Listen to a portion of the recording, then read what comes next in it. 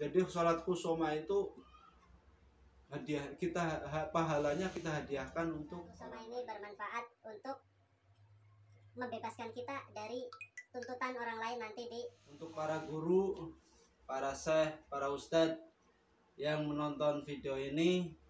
Jangan lupa koreksi, karena saya hanya manusia biasa.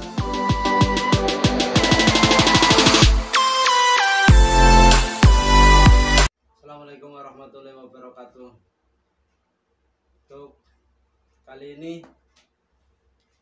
admin Saung Poris akan berbagi sedikit ilmu yang sama-sama telah kita pelajari bersama guru kita. Sebenarnya ini untuk mengingatkan aja ya, mengingatkan yang pernah kita pelajari bersama. Barangkali ada yang lupa, karena ini untuk hari besok dan besoknya lagi ada salah satu sholat yang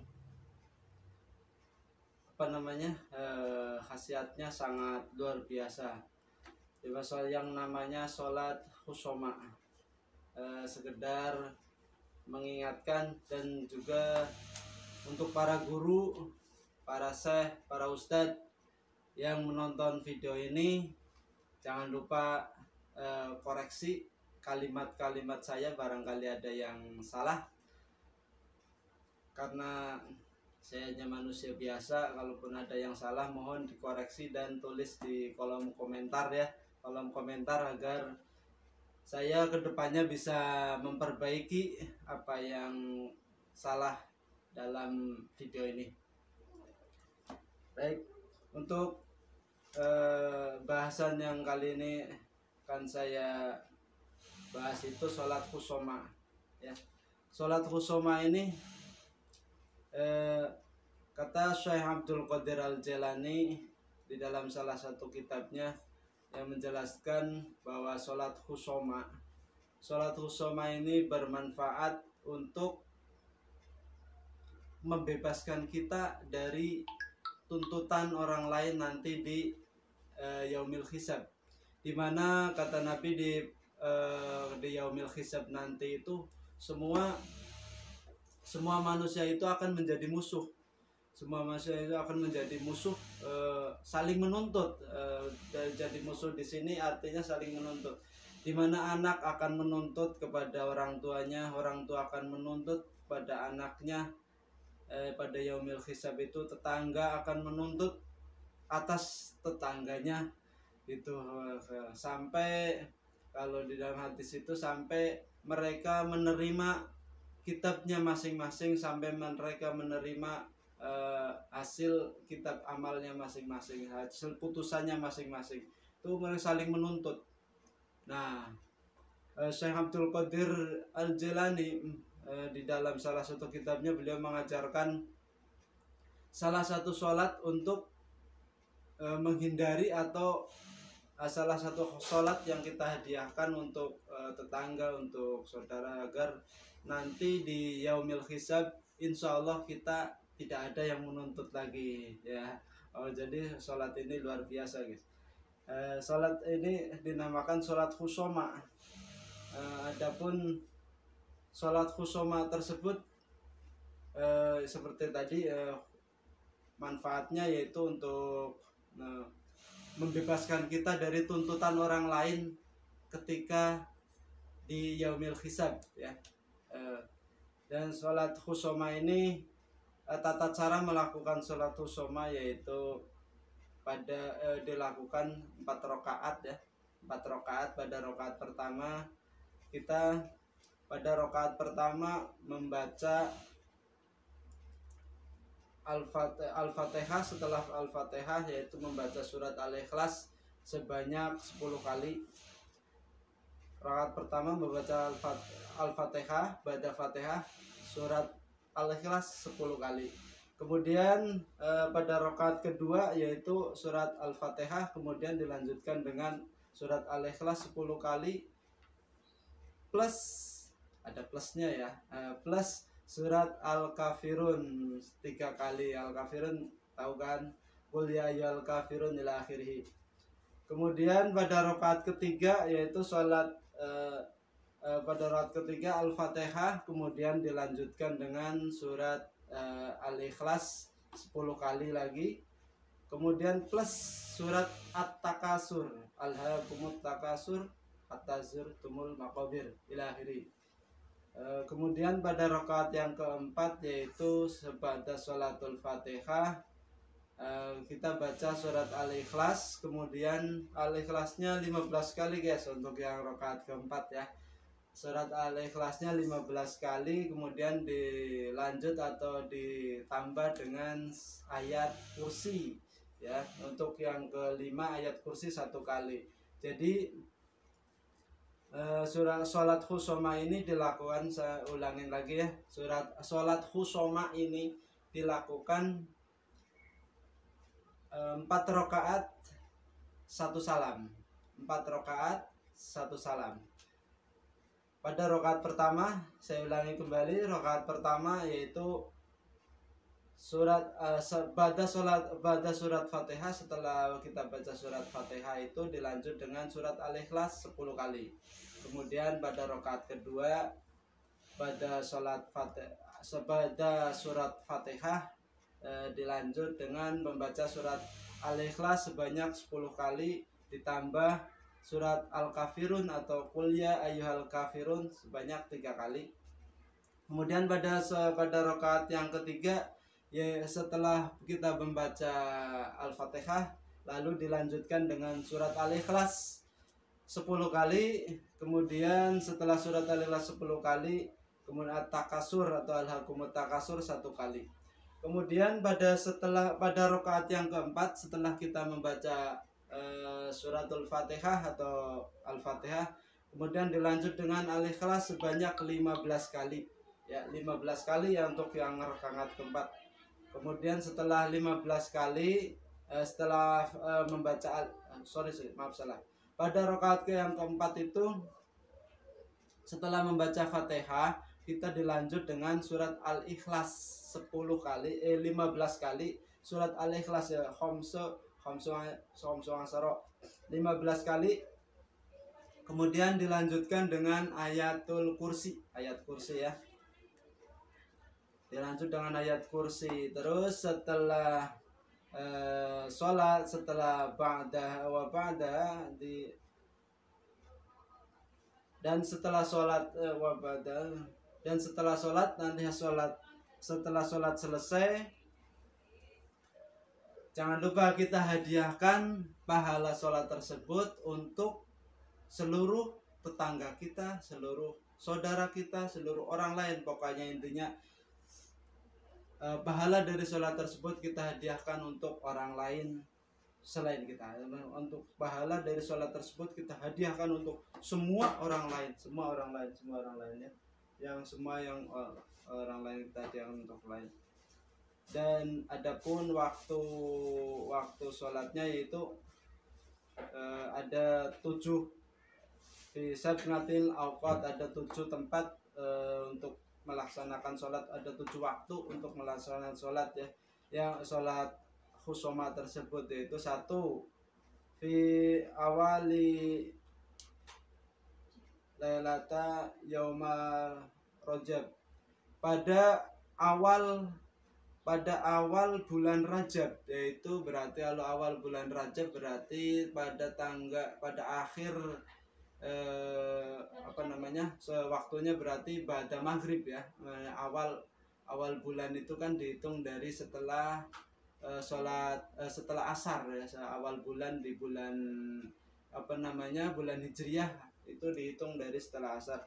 Berarti waktu yang pertama yaitu pada awal bulan Rajab, malam awal bulan Rajab, lailata yauma Rajab. Kemudian untuk yang kedua fi lailatin nisfu Sa'ban, pada malam nifsu Sa'ban, pada pertengahan bulan Sa'ban ya. Itu juga waktu-waktu yang termasuk waktu yang kedua. Untuk yang ketiga yaitu fi akhir yaumil jumah min Ramadan, min syahri Ramadan, pada akhir pada Jumat yang terakhir pada bulan Ramadan ya. Untuk itu yang ketiga. Terus yang keempat itu fi yaumil Aidil Fitri, dan pada hari ini nih. Ntar dulu. Untuk yang ketiga fi akhiri Jumati min Ramadan, pada akhir Jumat bulan Ramadan. Berarti ini waktunya untuk yang di hari Jumat bulan Ramadan, waktunya itu namanya fi yaumil, berarti pada di siang, dia siang hari bulan daripada hari Jumat bulan Ramadan itu di siang hari boleh. Terus yang keempat yaitu waktu yang keempat fi yaumil Idul Fitri, pada hari Idul Fitri ya. Yang keempat nih pada hari Idul Fitri. Terus yang ke Idul Fitri tahu kan ya, pada lebaran, pas lebaran tuh jangan lupa sempatkan sholat khusoma sebentar, cuma 4 rakaat. Kemudian pada untuk yang kelima yaitu wafi yaumil Idul Adha, dan pada hari Idul Adha. Nah ini besok nih, jangan pada lupa nih. Usahakan sebisa mungkin kita sempatkan waktu untuk sholat khusoma nanti besok ya. Besok berarti di hari Minggu ini ya, hari Ahad. Hari Ahad ini kan kita sesuai keputusan Menteri Agama RI, pada Ahad ini kita melaksanakan hari raya Idul Adha atau hari raya kurban ya. Nah itu pada hari tersebut kita sempatkan waktu untuk melaksanakan sholat khusoma. Terus yang tadi yang kelima ya, sekarang yang keenam. Untuk yang keenamnya yaitu wafi yaumil Arafah. Pada hari Arafah. Hari Arafah itu pada tanggal 9 Dzulhijjah. Hari Arafah itu 9 Dzulhijjah, berarti besok ya guys.